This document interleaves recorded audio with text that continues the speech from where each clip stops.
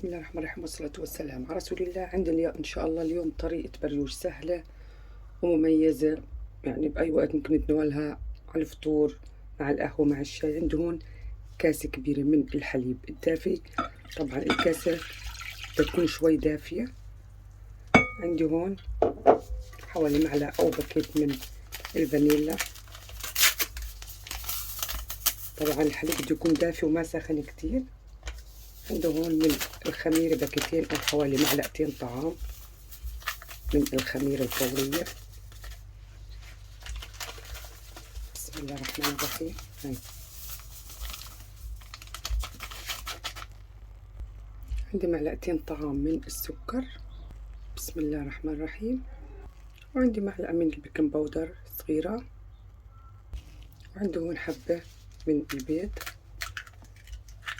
مثل ما قلت بدنا نراعي الحليب يكون شوي دافي مش كتير على اساس البيضة ما تفسد معنا. بدي اخلطهم كلهم مع بعض وبننزل عنا طحين. هلا شايفين مجرد ما خلطهم تفاعلوا معنا بسرعة، يعني ما بنحتاج نسيبهم يختمروا. أول كاسة طبعا الطحين نفس الكاسة اللي عيرنا فيها، هي أول وحدة. هاي التاني. طبعا انتم ما تتغيروا الكاسة اللي بعملها أنا، انتم الكاسة اللي بالبيت تستعملوها نفس الكاسة. أنا كاستي 300 ملي. بسم الله. هاي تعجنهم كلهم مع بعض. بسم الله الرحمن الرحيم. ممكن تاخد شوية كمان. أول شي هلا بنعجنها بنشوف بسم الله كيف قوام العجينة.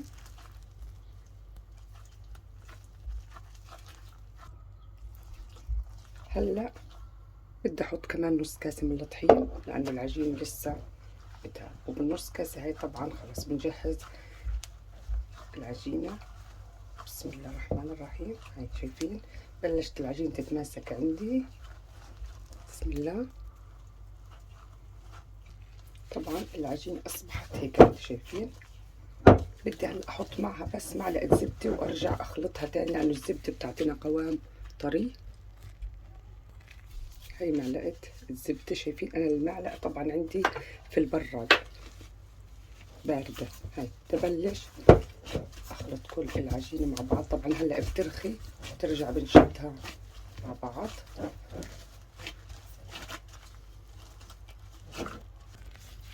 شايفين هلا هيك صار عندي ملمس العجينة. ضليت اعجن فيها شي حوالي 10 دقايق. لما اختفت الزبدة هلا بدي اريحها. يا تنسبنا العجينة تخمر. شايفين حوالي شي نص ساعة. هاي انا ما بدي اخليها لحد تخمر كمان مرة. بدنا نحاول نقطعهم. بسم الله الرحمن الرحيم. بس قطع صغيرة يعني بدي اقسمها لقسمين، بدي اعمل فيها شكلين. بسم الله. ارش شوية طحين.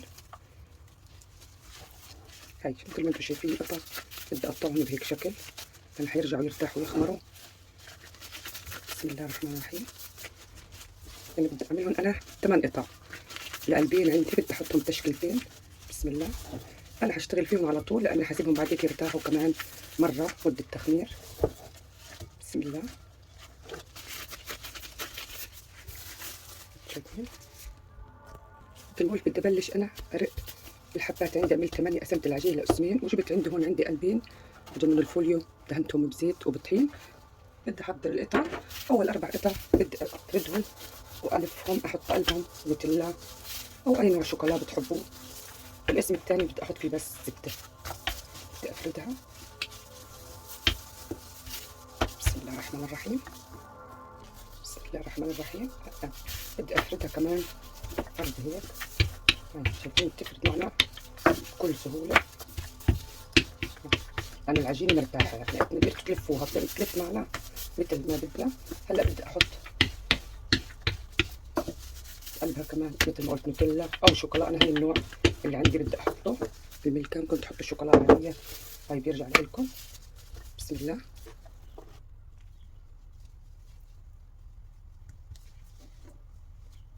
هاي شايفين. طبعا الكميه بترجع لكم. بدكم تكتروا بدكم تقللوا هذا بيرجع لكم. هاي بدي الف الطرف على الطرف والفها. هاي شايفين. بسكرها على اساس لما تخمر. هاي بدي احطها انا عندي هون بهاي القالب. طبعا ارجع اعمل تاني واحدة بنفس الطريقة، نفرد شوية طحين نفس الطريقة. العجينة مثل ما قلت مرتاحة، بتطبقوها قد ما بدكم. بسم الله. هاي نفس الشيء الطريقة اللي قبل، بدها نوتيلا، ممكن تحطوا بقلبها سكر وقرفة، طبعا اختياري كله بيرجع لكم. بسم الله. ونلف الطرف.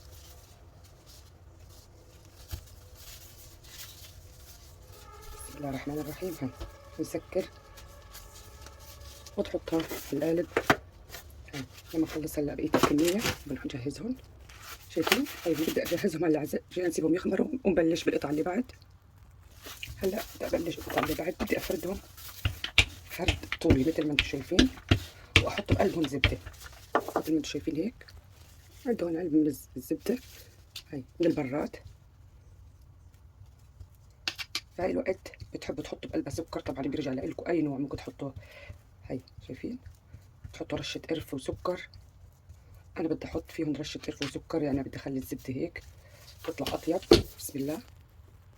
هاي مثل ما انتم شايفين حطيت معلقة كبيرة من القرفة ومن السكر معلقتين كبار. هاي حط على الزبدة بس على اساس تمسك فيها. هلا بدي ابلش الفها هيك، انا بديها مثل الرول هيك. هاي شايفين؟ بديها بس هيك. هاي واسيبها على جهة. نعمل هاي نعمل التانيين بنفس الطريقة. بسم الله. هاي مثل ما انتم شايفين فردتها بنفس الطريقة. هاي طبعا الزبدة منا سايحة عندي مثل ما قلت في البراد. نفس الطريقة بدي امسح. بسم الله الرحمن الرحيم.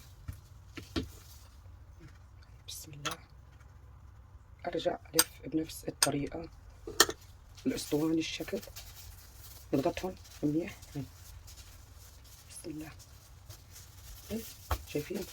نضغط الاطراف. نخلص التانيين. بسم الله. هاي شايفين الأربعة؟ بدي أجيب أطرافهم هيك على بعض وأسكرهم وأحاول أعملهم مثل الجدولة. هاي مثل ما انتم شايفين أجدلهم على أساس هاي بيعطوا شكل مميز.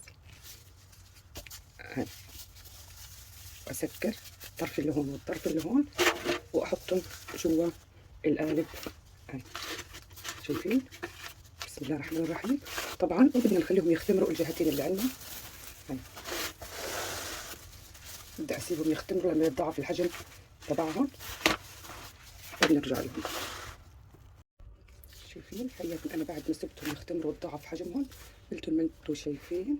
بدي عندي هون جبت حوالي معلقتين كبار من الحليب، بدي ادهنهم وحطيت معهم معلقه صغيره من السكر، وبدي احطهم على فرن انا حميته قبل ربع ساعه على 170 درجه.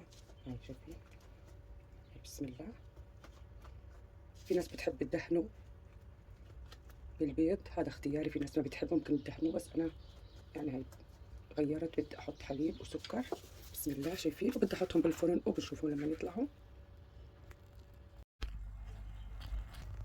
هينا هون طلعتهم من الفرن، شايفين شكلهم النهائي. اخذوا معي بالضبط على 160 درجة على فرن محمى قبل شي ربع ساعة. اخذوا معي 35 دقيقة. طبعا انا هون الوش بدي ادهنه عندي بالشيرة او الشربات او القطر مثل المحلات عشان اللمعة. هاي في ناس بتحب تدهن الوش بالمربى، مربى المشمش اي نوع مربى. انا هون بدي ادهنه بالشيرة. شايفين؟ هلا هو طالع من الفرن على اساس هيك بيتشرب معنا وبيعطينا اللمعة بسرعة لما ندهنه وهو ساخن.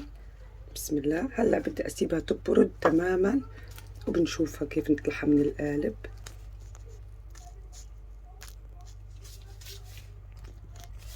هاي بسم الله. شايفين الشكل وهاللون اللي اعطتنا اياه؟ نسيبهم هلا تماما على اساس نقدر نطلعهم من القالب ونشوفهم كيف. بطرف السكينة افكهم. بسم الله.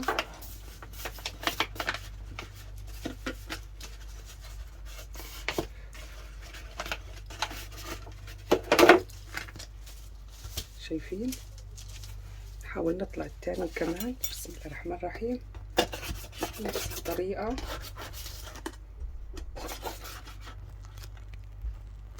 بسم الله الرحمن الرحيم.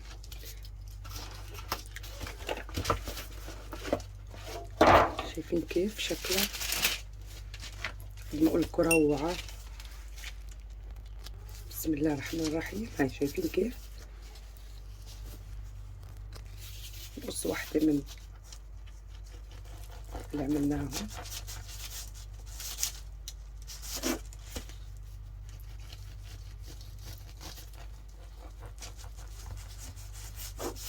شايفين شكلهم؟ بس كمان واحدة من الشوكولا او النوتيلا اللي احنا عملناها. شايفين كيف؟ قد ما اقولكم روعة. بسم الله. وهيك وصفتنا جهزت، وان شاء الله بيعجبكم الفيديو، وبنلاقيكم بفيديو تاني، وبأمان الله.